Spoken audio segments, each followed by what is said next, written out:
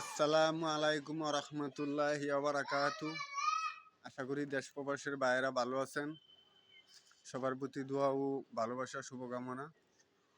ধর্মপ্রাণ মুসলমান ভাই ও বোনেরা, আপনাদের সবার প্রতি বশির মিদের দোয়া ও ভালোবাসা। বশির মিদে আপনাদের মাঝে কিছু কথা বলতে আসলাম। কথাগুলি হলো, আমাদের মুসলমান ধর্ম এখন সব একত্র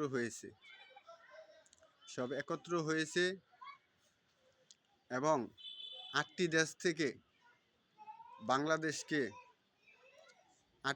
থেকে বাংলাদেশকে বিমান এবং ট্যাঙ্ক এবং অস্ত্র গোলাবারুদ দিয়ে 8টি দেশ থেকে বাংলাদেশকে সাহায্য সহযোগিতা করতেছে। এবং আরও মুসলমানের সুখবর আছে। সেই সুখবরটি হলো, আমেরিকা থেকে এবং বিভিন্ন রাষ্ট্র থেকে ভারতকে বয়কট করেছে।